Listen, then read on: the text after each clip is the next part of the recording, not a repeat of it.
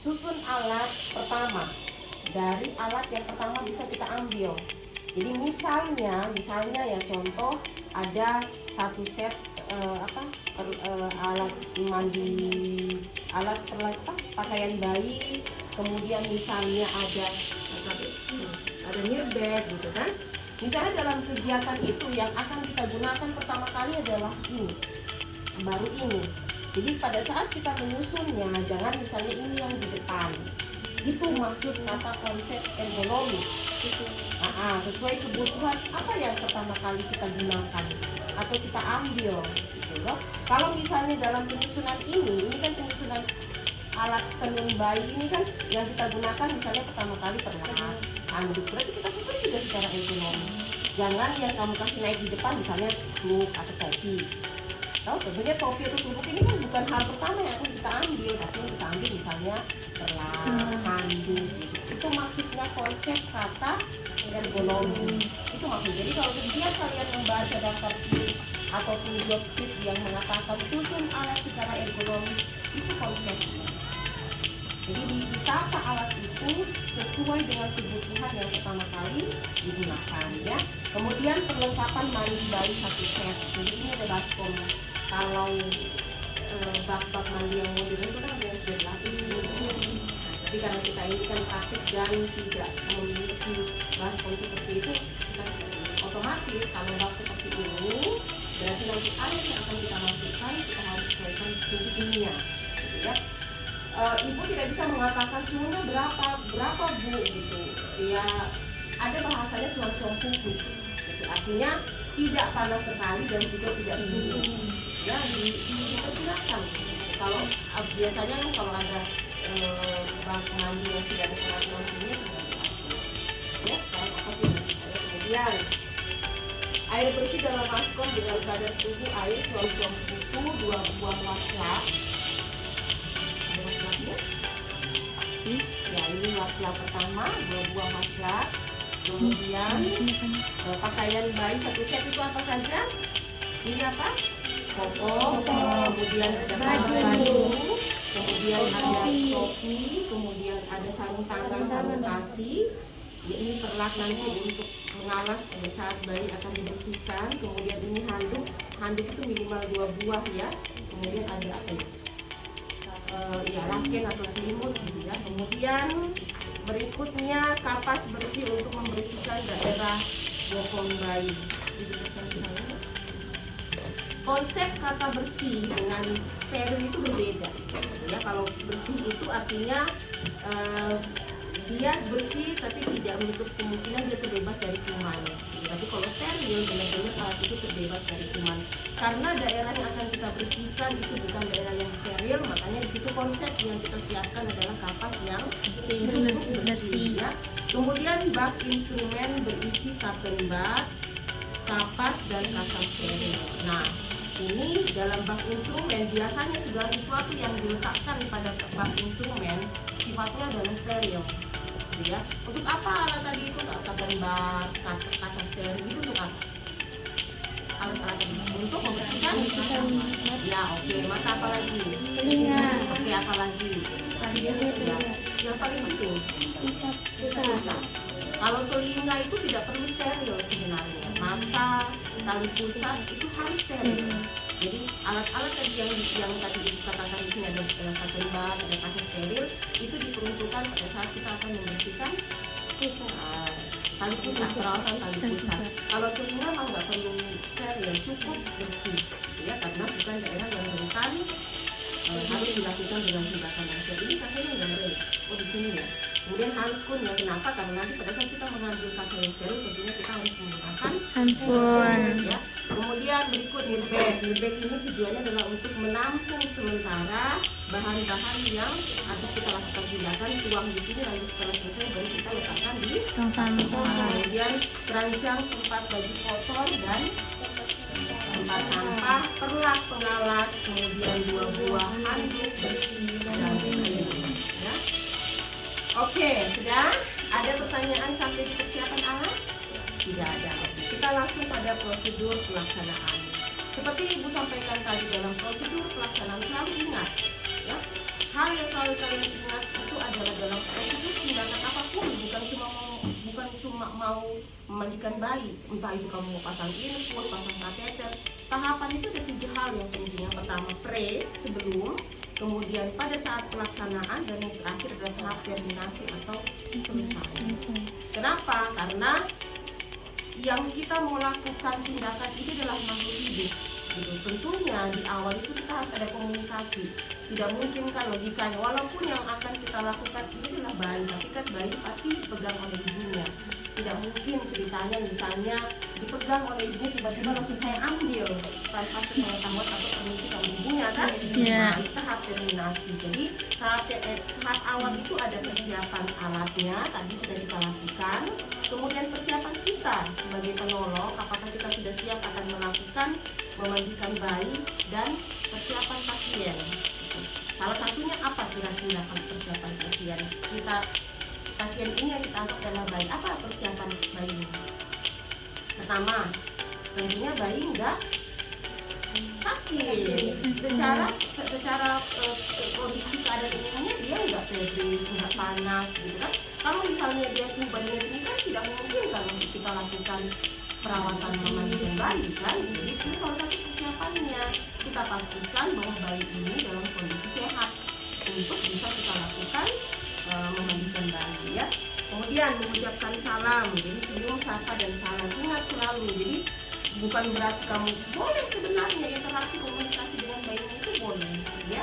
Jadi adik selamat pagi, perkenalkan saya di dalam ini dan kakak hari ini akan memandikan. Itu boleh, komunikasi seperti itu boleh, ataupun boleh dilakukan kepada ibunya ya.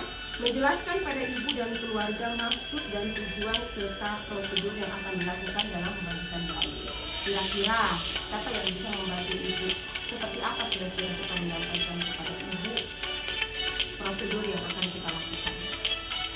Tujuannya, ayo siapa yang bisa membantu? Membuat bayi merasa lebih nyaman. Oke. Kemudian bersih, nyaman, supaya tidak rewel gitu ya, dan sebagainya. Oke, itu tujuannya. Nah, selain itu kita sampaikan supaya pada saat pelaksanaannya ibu bisa berperan aktif, bisa kooperatif, bisa membantu ibu nanti pada saat saya memandikan bayi bisa saya dibantu ya, gitu kan? Jadi diajak ibunya untuk berperan serta pada saat kita memandikan bayi. Itu salah satu tujuannya.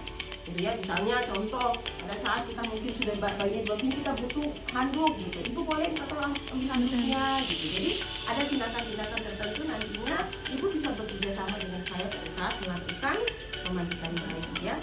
Kemudian siapkan bahan, peralatan, dan perlengkapan, susun alat dan bahan secara berurutan, dan periksa kelengkapan serta letakkan pada tempat yang mudah dijangkau ya. Jadi kita sendiri ini.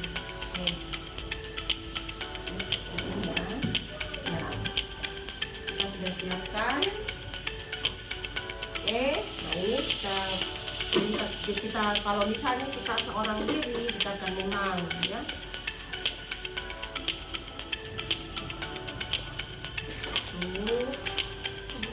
Nggak ada pakai alkohol ya. Ini aja.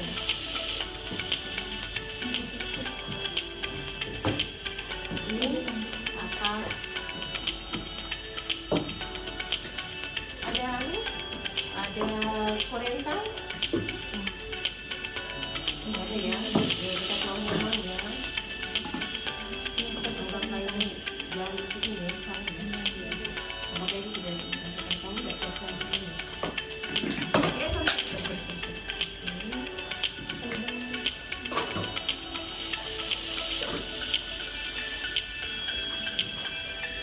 Nah, kemudian maka berikutnya boleh bantu ibu untuk membaca maka berikutnya. Agak nomor 8. Ya. Cuci tangan. Tuang kalau cuci tangan dengan standar WHO. Tahu toh cuci tangan ya. Cuci tangan pakai berapa langkah? 7 langkah. Jadi ingat itu salah satu prinsip pencegahan infeksi. Walaupun tindakan memandikan bayi bukanlah tindakan yang prinsipnya sangat steril, tapi tetap lakukan cuci tangan sesuai standar WHO sebanyak 7 Oke, kemudian lanjut. 7. Letakkan bak mandi tak jauh dari meja ganti atau box bayi. Oke, good. Ya, sudah ya, ini bak mandi, box. Ya, anggaplah kita tidak punya box ya. Sebenarnya bukan cuma box gitu. Boleh pada seperti ini. Tapi ya, tempat tidur juga boleh. Sebaiknya yang datar, kemudian yang hangat, ruangannya juga yang memungkinkan untuk pada saat bayi dilepas pakaiannya. Kemudian lanjut. Tuang air hangat ke dalam bak setinggi 1/4 bak jika ukuran bak cukup besar dan 1/2 bak jika ukurannya kecil. Atau jika menggunakan bak mandi yang dilengkapi dengan pengaturan suhu, silakan mengatur suhunya sesuai kebutuhan bayi. Oke, jadi misalnya kita ini pakai manual. Jadi kalau dulu air panas 1/4, kemudian tuang dengan air dingin. Kalau misalnya baknya segede ini, kalau lebih kecil berarti setengahnya. Kemudian setelah itu kita coba rasakan. Kalau misalnya dia sudah, ibu juga nggak bisa mengatakan suam-suam kuku itu seperti apa, karena rasa suam-suam kuku itu interpretasinya itu di pikiran kita. Nggak bisa saya mengatakan beda kalau kita 1 kali 1 hasilnya 2, itu bisa diungkapkan. Tapi kalau suam-suam kuku itu kan sulit mau diinterpretasikan, toh. Nah, tapi bisa membayangkan seperti apa itu suam-suam kuku. Ayo lanjut. Perhatikan terlebih dahulu area wajah bayi. Jika terdapat tahi mata, maka dibersihkan terlebih dahulu dengan menggunakan kapas yang dibasahi air matang atau cotton bud. Demikian pula pada daerah hidung dan telinga. Oke, nah ini ya, misalnya gini ya. Kita perhatikan dulu area mata bayi, misalnya kotor gitu ya. Nah, misalnya kalau kita dapatkan kotor, kita bersihkan terlebih dahulu. Kenapa? Tadi seperti Ibu sampaikan, area yang harus kita lakukan dengan tindakan yang prinsip steril adalah mata dan pusat. Ya, kalau misalnya kotor, bagaimana cara kita membersihkan area mata? Dalam keluar, luar dalam. Keluar. Ya, dari dalam Keluar. Oke, misalnya ada, kita ambil. Nah, ini nggak pakai. Nggak ada pelentang ya, nggak ada pelentangnya. Ini cuma 1 juga ya.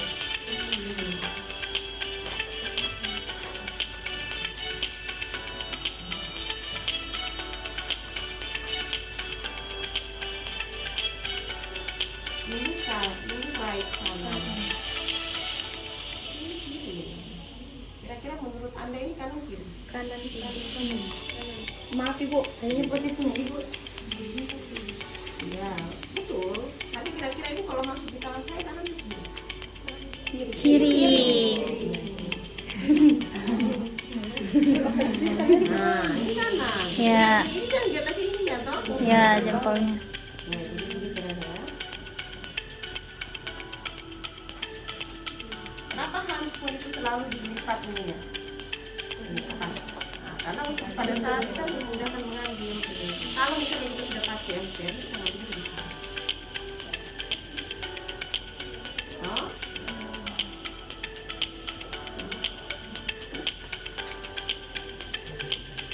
Oke.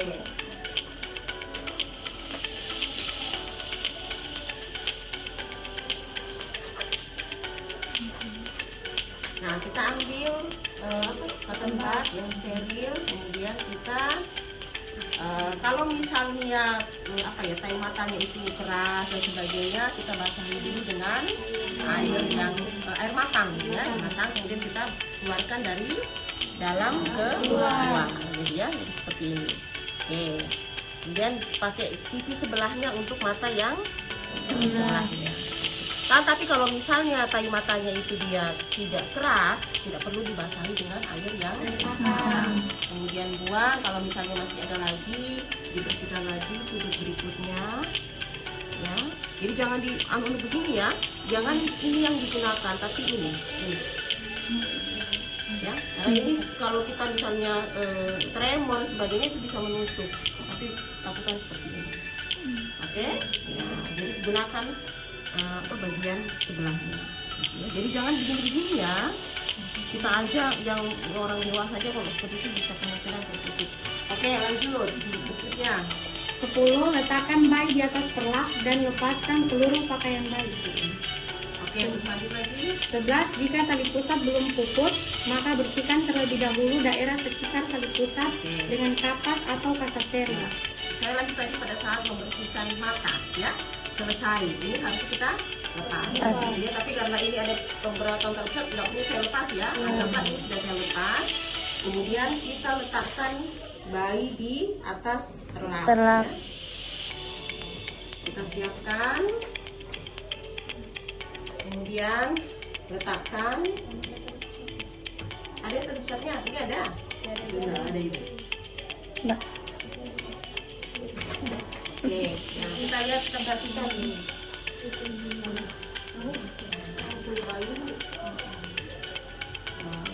Apa yang kita perhatikan di tali pusatnya? Kalau kotor atau apa tadi? Apa tadi? Ya, kalau belum mulus, kemudian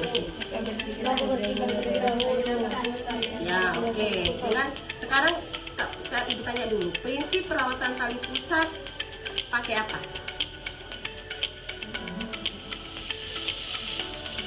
Prinsip perawatan tali pusat yang direkomendasikan pakai apa? Nggak pakai apa-apa, prinsipnya bersih dan kering. Nggak ada lagi itu pakai alkohol, nggak ada lagi itu ditutup seperti ini. Kalau dulu itu kan ditutup seperti ini, itu nggak ada lagi, dibiarkan aja terbuka.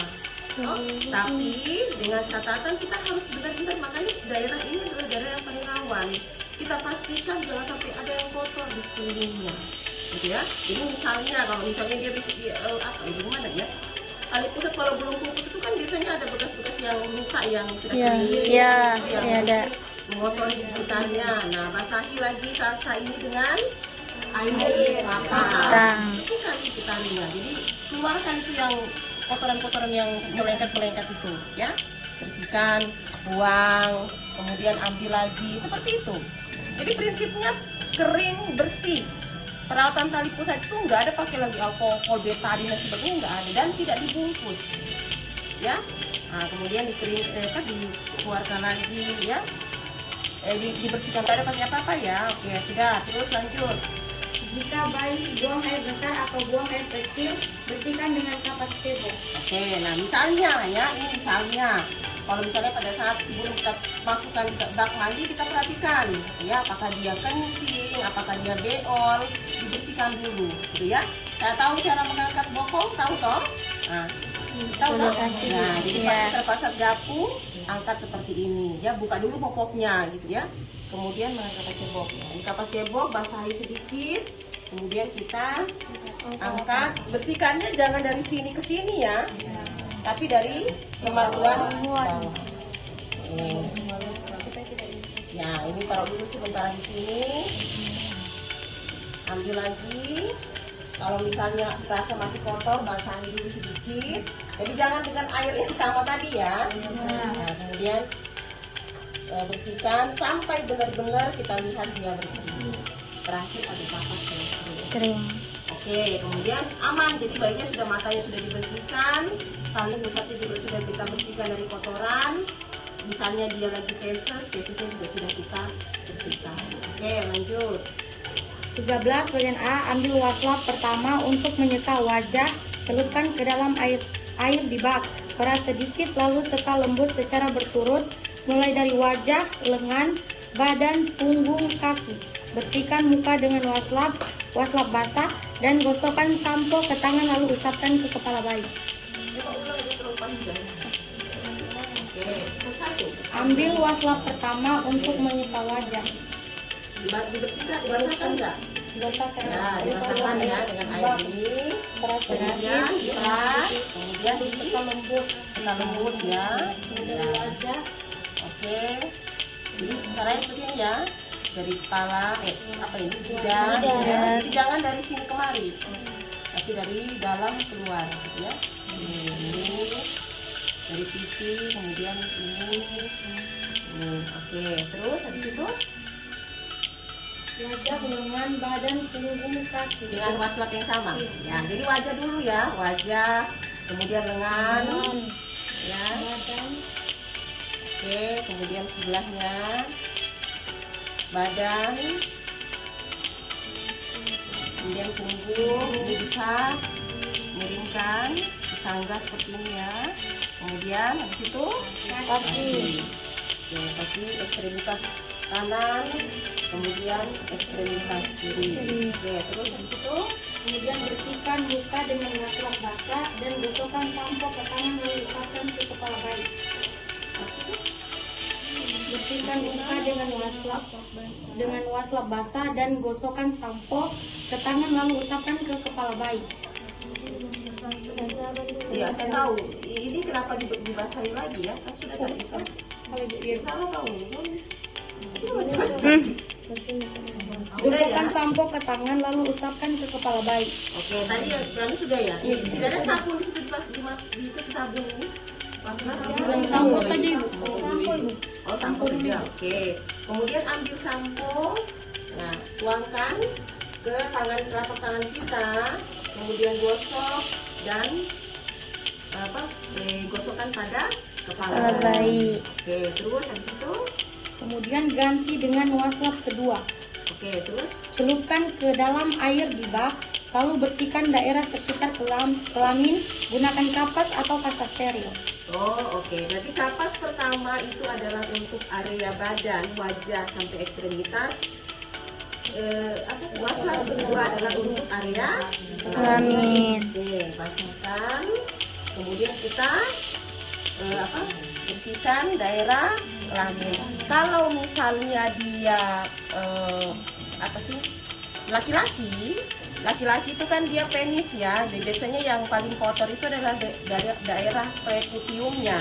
Jadi itu ditarik, kemudian dibersihkan di kulit-kulitnya itu. Toh?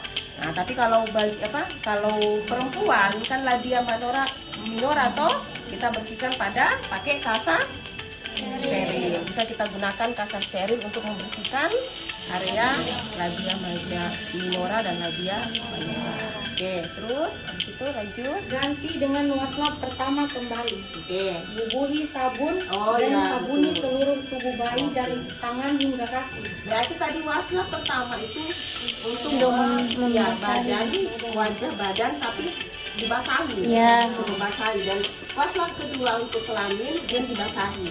Kemudian berikutnya kita kasih wastafel pertama tadi kita kasih Sabun. kemudian kita pijat supaya dia berbusa, kemudian kita gosokkan dengan wastafel yang sudah dibubuhi Sabun. sama dengan langkah yang sama tadi, muka, wajah, kemudian apa tadi? Ya, lengan, ekstremitas atas sebelah kanan, kemudian ekstremitas Sebelah kiri. kemudian badan, Badan. jangan lupa leher ya, Ya. apalagi kalau bayinya gemuk, kemudian Punggung. sangga, nah, kemudian ekstremitas bawah kaki Kaki bagian sebelah kanan. kanan, kemudian ekstremitas kaki sebelah kiri. Oke, terus lanjut. Untuk alat kelamin laki-laki dapat dibersihkan dengan sabun dengan cara yang sama saat membersihkan kelamin menggunakan wastafel kedua. Oke, Namun pada alat kelamin perempuan tidak perlu dibersihkan dengan sabun. oke. Jadi kalau laki-laki yang ibu sampaikan tadi, laki-laki itu kan alat kelamin penis ya. Ya. Jadi yang paling kotor biasanya pada alat kelamin laki-laki itu di penisnya. Karena biasanya ada kulit yang kalau kita tarik biasanya kotoran tertimbun di situ. Dan bisa dibersihkan dengan menggunakan sabun. Akan tetapi kalau bayinya itu adalah perempuan, nggak usah kamu pakai sabun, kalau kamu kasih bersih lagi yang mayoranya. Nggak usah ya. Cukup pertama tadi itu kita pakai kasa untuk membersihkan daerah lipatan labia mayora. Oke, terus habis itu Langkah ke-15, angkat bayi lalu masukkan ke dalam bak mandi bayi dengan cara yang pertama, selusupkan tangan kiri di bawah leher dan kepala bayi. oke, tangan kiri, leher, kepala bayi. Terus lanjutkan. Ibu jari menutupi telinga kanan bayi dan jari tengah menutupi telinga kiri bayi. Oke, Jika tidak, lakukan sebaliknya. oke. Kalau saya tidak kidal maka kiri yang seperti ini ya. Oke, terus habis itu 2. Angkat bayi dengan cara gunakan tangan kanan untuk merapatkan kedua kaki ya, bayi. oh iya masih ini ya, begini ya. Start ini artinya acang-acang kita mau pindah. Jadi tangan kiri kita seperti ini. Kalau saya nggak kidal ya, ibu jari menutupi telinga kanan, jari tengah menutupi telinga kiri. Kemudian tangan kanan itu memegang seperti ini untuk mengangkat ya. Boleh seperti ini, boleh begini seperti ini. Oke, terus lanjut. 3. Bayi siap diangkat untuk dimasukkan pada bak mandi. Oke, diangkat seperti ini. Jadi dengan ancang-ancang seperti ini. Kemudian kita pindahkan ke Balik ke dalam bak mandi. Oke, terus 16. Posisi badan bayi dalam air harus lebih rendah dari kepala. oke, ini badan ini harus jadi jangan gini ya. Nah, terus Lepaskan tangan kanan dari kaki bayi, lalu bilas tubuh bayi mulai dari bagian depan, tangan dan kaki hingga bersih. oke, jelas ya. Ini yang anggap air toh, kita bilas seperti ini. Tangan, ini kan badan toh. Jadi ingat ya, ini ya, tetap. Ini karena bayinya kan kecil banget nih. Nah, kita bilas dengan kemudian kaki. Cara memastikan bahwa dia bersih, apa tandanya? Ya, Bersih. oke, terus habis itu? Tubuh bagian belakang bisa dibilas tanpa harus membalikan badan bayi. Oke, ada catatan apabila kita mau balik. Jadi kalau misalnya kita bisa memastikan bersih tanpa kita balik, boleh kita seperti ini. Toh? Nah, tapi ada cara misalnya kita mau balik, coba ada situ. Boleh baca. Iya, itu sih. Nah, Jika akan membersihkan bagian belakang bayi, daerah punggung dan bokong, dilakukan dengan cara ganti jari-jari dan ibu jari tangan kiri yang berada di bawah ketiak dan bahu bayi dengan jari-jari dan ibu jari tangan kanan. oke, terus lanjutkan. Tangan kiri tetap menyangga kepala dan leher bayi dari belakang. Oke, Kemudian angkat tubuh bayi dengan posisi wajah bayi menghadap ke bidan. Dan secara perlahan misalnya kan tadi begini toh, kita mau rubah, mau bersihkan ini punggung. Kita pakai tangan kanan kita, ibu jari-jari ini menyangga ketiak toh, bahu dan ketiak. Ini tetap seperti ini menyangga kepala. Kemudian dengan perlahan kita pindahkan ke arah kanan sampai dadanya bayi itu menyangga pada lengan kita. ya. Jadi seperti ini. Gitu. Sampai tadi bilang menghadap ke wajahnya bidan toh, jadi seperti ini. Baru kita Bersihkan. Oke, begitu ya. Ya. Oke, kemudian lanjut. ganti kembali posisi jari-jari dan ibu jari tangan kanan dengan tangan kiri. Oke. Jika bayi telah terlihat nyaman, siram dan bersihkan bagian belakang bayi dengan tangan kanan. Oke, ya, seperti ini ya. Ya. Jika sudah nyaman bayi, nanti kita bisa tahu kan kalau bayi nyaman itu kan dia tidak rewel, tidak banyak gerak, ya. Nah, kemudian kita bersihkan dengan tangan kanan. Kalau kita tidak. Oke, terus habis itu 3. Jika ingin mengeramasi rambut bayi, lakukan sebelum membilas tubuh bayi dengan cara beri sedikit sampo pada telapak tangan atau langsung pada rambut bayi secara hati-hati bila kita mengerjakan sendiri. oke, terus Usap lembut hingga sampo merata, lalu bilas dengan air sampai busa sampo tak tersisa. Diikuti dengan membilas seluruh tubuh bayi hingga bersih atau tidak licin. Oke, ya. Jadi sebenarnya pada saat kita mau membersihkan kepala rambut bayi itu kan tadi kita lakukan di sini kan. Ya. Nah, jadi bisa kita bersihkan. Jadi habis kita pakai sampo, kita bersihkan memang. Baru setelah dia bersih, baru kita masukkan di dalam bak. Seperti itu prinsipnya. Oke, terus habis itu Bayi siap diangkat dari bak mandi. Jika posisi bayi telungkup, kembalikan terlebih dahulu dengan cara yang sama saat membalikan badan bayi. oke, gimana caranya? Ada caranya nggak? Letakkan tangan kanan kembali ke kedua kaki bayi dengan jari telunjuk berada di antara dua kaki bayi. Setelah itu, angkat bayi dan pindahkan pada handuk yang telah disiapkan. Ini masih mau balik itu. Itu mau angkat itu. Cara membaliknya ada nggak di situ? Kayaknya ada ibu tulis. Ada cara membalikkan kembali begini loh. Ada. Letakkan tangan kanan kembali ke kedua kaki bayi. Itu mau mengangkat saya, nanti mau mengangkat pindah kemana dari itu. Maksud saya mau balik lagi, ada kayaknya. Ada, kalau itu yang ini. Kan tadi posisinya kita bersihkan belakang dengan cara seperti ini. Kita mau membalikan lagi dia begini gimana caranya? Oke, kita pegang. Ya ada. Ini dari kanan. Bayi siap diangkat dari bak mandi jika membersihkan bagian belakang. Jika ingin mengeramasi,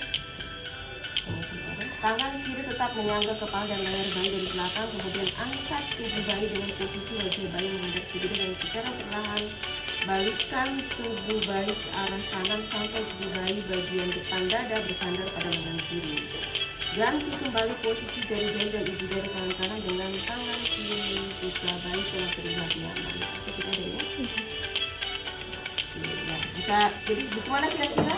Ada yang tahu caranya? Misalnya seperti ini. Bagaimana cara kita membalikan? Pakai tangan kanan kita sangga, kemudian kita balikkan. Sampai ya, tangannya ini ya, ini ya. Oke, dengan posisi yang sama kita balikan, kemudian ini menyangga. Oke toh? Nah, kemudian ini menyangga, ini ditutup kembali.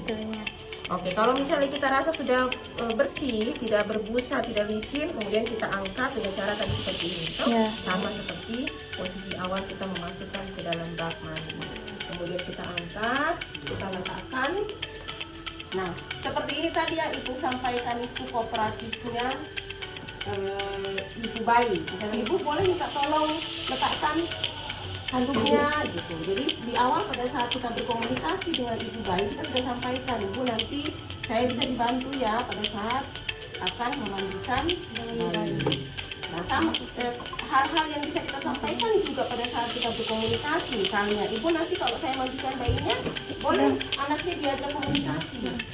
Jadi pada saat bidannya kasih mandi itu, ibunya boleh bicara, komunikasi dengan bayinya, gitu, supaya tetap emosional itu terjalin antara bayi dengan ibu. Oke, letakkan di handuk. Kemudian lanjut, kita keringkan bayi dengan lembut mulai dari wajah atau dan kepala, kemudian tangan, badan, dan kemudian kaki, bagian kaki, kemudian punggung. Perlu diganti handuknya? Ya, diganti. Kalau misalnya dia sangat basah, kemudian kita angkat, suruh ibunya lagi letakkan yang baru. Boleh minta tolong diganti, diletakkan handuknya ke tempat kotor, kemudian boleh minta tolong diganti, kita letakkan kembali pada kain yang handuk yang kering. Kenapa perlu diganti? Ini maksudnya tidak wajib ya, tapi kalau misalnya handuk pertama itu sangat basah, sebaiknya diganti karena hal-hal seperti ini yang bisa menyebabkan kehilangan panas bayi ya. Oke, selanjutnya setelah itu bersihkan dan keringkan daerah tali pusat dengan cotton bud atau kasa steril. ya. Pertahankan sisa tali pusat dalam keadaan terbuka agar terkena udara. Oke, jadi misalnya jadi hal pertama yang kita bersihkan adalah tali pusat. Ini bayinya sudah kering ya, sudah kering bersih gitu, tidak basah, tidak dalam kondisi basah.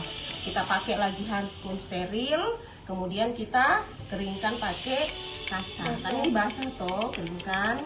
Pokoknya pastikan dia kering dan pertahankan dia dalam kondisi terbuka. Pokoknya prinsipnya kering, bersih, terbuka dan tidak ditutup-tutup lagi. Oke, terus setelah itu gosok seluruh tubuh bayi dengan minyak telon. Tidak dianjurkan menggunakan minyak kayu putih atau minyak lain yang bukan dikhususkan untuk bayi. Jadi kita misalnya minyak telon ya.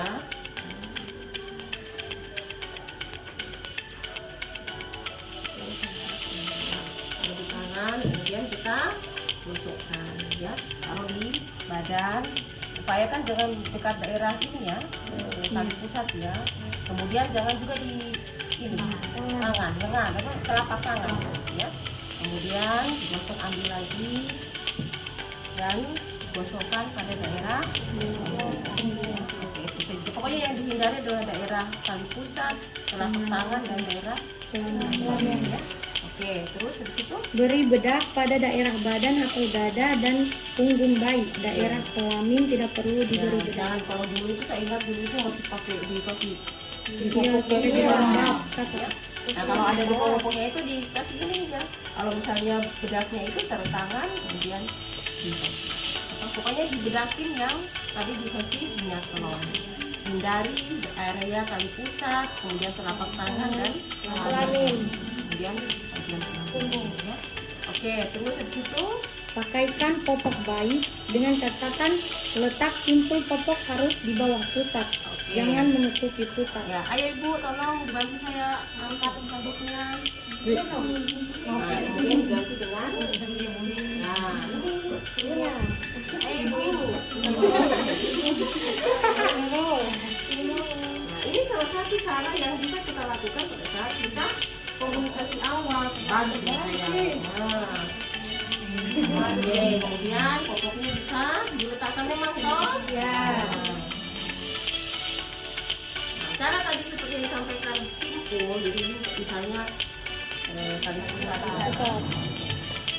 Ini jadi simpulnya itu maksudnya jangan di atas begini. Itu artinya kalau di sini berapa nih? Tertutup dong. Padahal prinsip perawatan tali pusat itu adalah terbuka. Di bawah sini, ini. Itu maksudnya, toh? Simpul aja gini. Jadi jangan simpul kamu kalau langsung jengkel kok. Oke, sudah.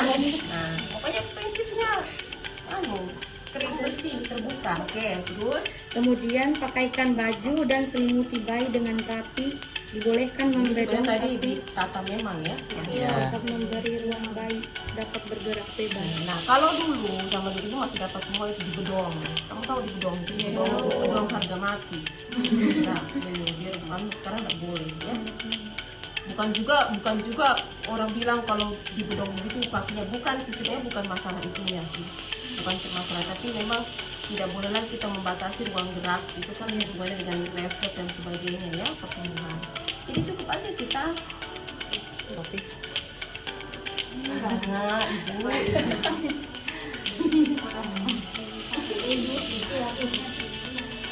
baru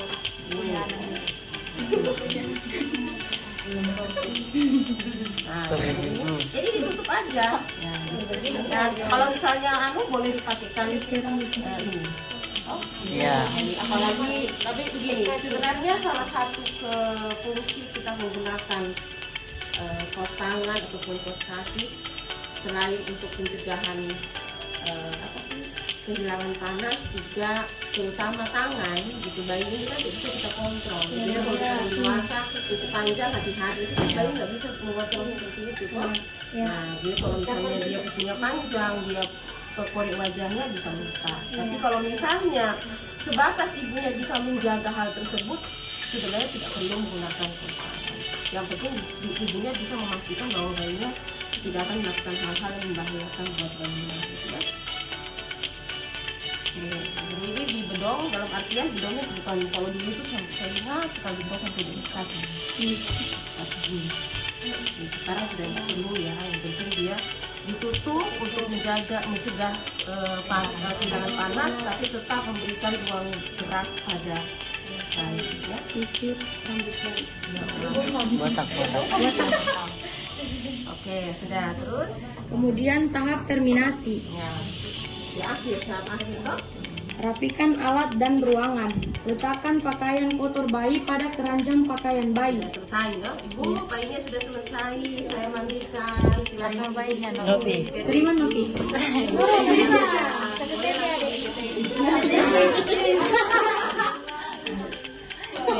disilakan tiga, kemudian kita bersihkan. Ini kita buang ke, kalau yang basah ke tempat sampah yang basah. Yang kering kita buang tempat sampah yang kering. Jadi kita tutup kembali. Kemudian pakaian bayi yang kotor kita letakkan pada keranjang tempat kotor, keranjang pakaian tempat kotor. Ini kita rapikan, kemudian air bekas mandi bayi kita buang pada kloset.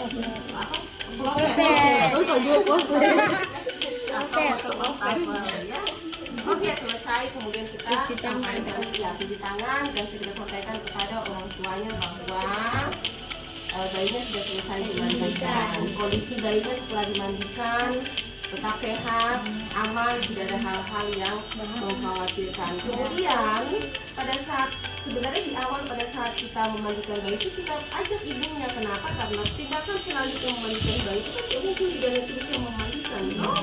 6 jam pertama mungkin bidan ibunya masih di rumah sakit, bidan yang melakukan, tapi pada saat dia sudah di rumah tentunya ibunya yang akan memandikan. Iya, kalau ibunya orang kaya ada babysitter, satu bayi satu babysitter.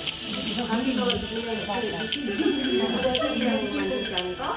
Nah, kalau dia juga ikut berperan aktif pada saat memandikan, tentunya dia juga besok-besok bisa memandikan bayinya dengan benar. Sebenarnya proses memandikan bayi bukan hal yang